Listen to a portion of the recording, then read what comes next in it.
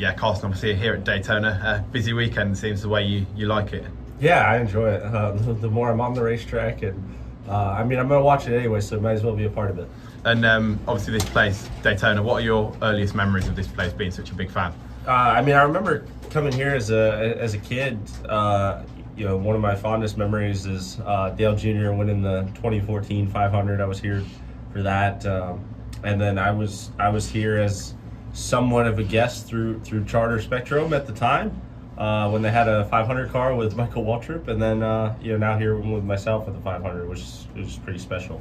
I asked a few guys this yesterday, but what's one word you'd use to describe the Daytona 500? I don't know, maybe hectic. It gets pretty wild there at the end always. And just the fact that you do so many races, I mean, is there ever a point where you get tired of racing, or you kind of regret doing this? Like, is there ever a weekend where you've been like, oh, I've signed up for a lot here? Like, you do seem to just be out there so much at the moment. No, I enjoy the racing side of it. With 3 cars, we have 3 sponsors, right? That the appearances get. That gets the schedule tight, but I enjoy the racing part by all means. And just in terms of a Cup Sunday, like how does that differ, like your mindset, the intensity of like on a Sunday when you're on the grid for the Cup race versus, I don't know, being at a local track or the Truck Series, like that sort of thing? Well, you just know it. I'm running the local track based off how I did on Sunday, right?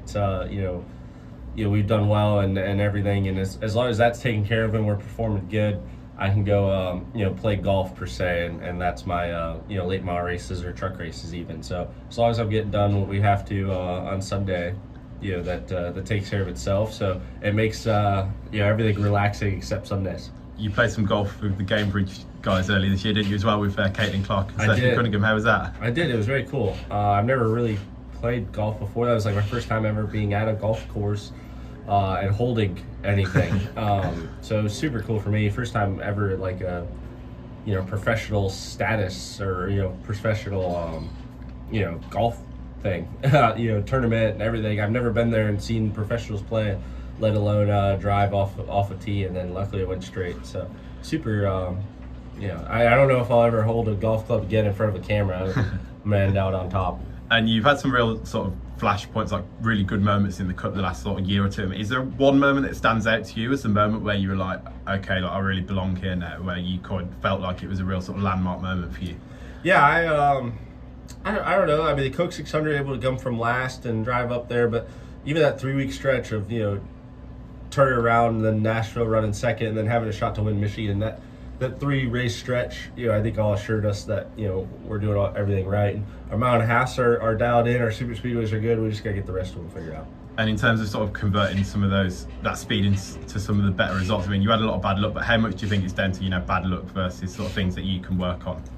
Yeah, I mean, a lot of it was stuff we couldn't control or wouldn't have known, right? Yeah. You can't know a motor's gonna blow or a tire's gonna blow, or a caution's gonna come out the wrong time. So yeah, I'm just excited that when everything falls right, our speed's going to be sustainable eventually.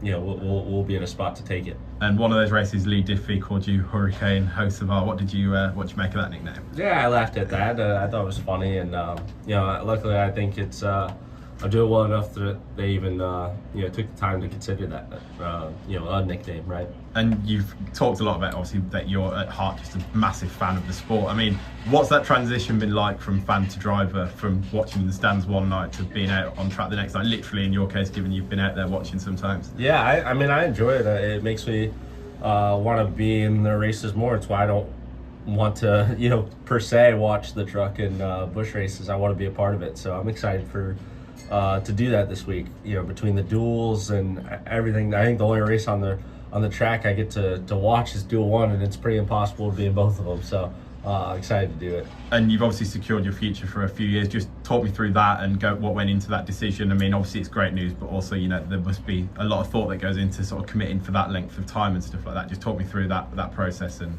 where we are. Yeah, I mean, I just love Spire, and we want to see where this goes, right? We want to win a championship or be a championship caliber team. So we need a long runway to be able to get all those pieces and parts and the time to be able to achieve that. And it's a lot easier for the marketing department, the competition side, everybody to go hire those people or go get the sponsors or whatever we need, right, to achieve that.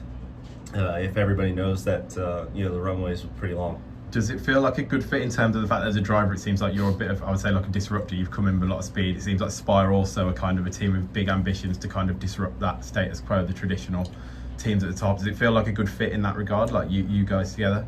It does. I think that's why we're both all in on this. We both want to. We both, me and Spire, I think we all take it very personal when we run good or when we struggle or when we're overlooked. So we want to, kind of be the disruptor per se. And Luke Lambert as well, just talk to me about that relationship. You're sort of a rising star as a driver. It seems similar for him as a crew chief, sort of going through that journey together. Yeah, I think Luke's, the perfect guy. I think Tyler Green on the spotter stands even better of a match per se to handle both me and Luke. He's the one communicating back and forth. So without us three all working together, I think it's a perfect puzzle piece, and I'm glad I got those two. And there have been a few run-ins you've had with a few drivers and stuff like that. I mean, I think I remember Dale Jr. saying at one point about, someone might have a quiet word to tone down. I mean, has anyone had a word for you to tone it down in some ways at times? No, I haven't. We just enjoy racing. I think everybody else does at the end of the day, and we all get hot and emotional at times. And you've had some really big sponsors come on board this off-season as well. I mean, does that feel a little bit of like a kind of vindication, like personally? Because I guess it's personality and driving that comes into these sort of things. Like, it seems like, a lot of people are backing you, and I'm guessing fans, you're getting a lot more people coming to these appearances, like more sponsors on board. Does that sort of feel quite nice personally, that people are clearly like connecting with you as a person as well as a driver? Yeah, I don't know how you can't take it other than a compliment, right? It's not a lot of these corporate sponsors that you see that are consumer brands, a lot of times they're pass-throughs, but this is direct to corporate. Spire's done such a good job up in the main office, taking these calls when they're calling, and then also reaching out and being able to put these deals together. That you have Spectrum, Chili's, IKEA, Best Buy, that are iconic brands that you see just rolling around no matter what town you're in, right? And they can leave the grandstands and go be a part of it. And then we also have awesome people between Ziegler and Classic Collision and Minor that are just great people to be a part of, and it makes a lot of fun. They can go buy vehicles and go buy garage doors too. So it's super cool to have these brands that I think in the 2000s everybody associated to their favorite driver based off what brand it was, and I think that's coming back a little bit. And I think the most of that's happening on our car, which I take a lot of pride in. And you spend a lot of time mixing with the fans. What's the sort of funniest interaction you think you've had with one of the fans? They can get quite crazy. It all depends. It's weird that, you just never know. I think it's the biggest thing. Sometimes they come up with, really cool stuff of, custom this or custom that they made, which is really cool. Sometimes they have you sign something funny, or sometimes they make something that is trying to get me to laugh, which is cool. So I think the most fun part is I almost have like two different generations of fans, which is kind of cool.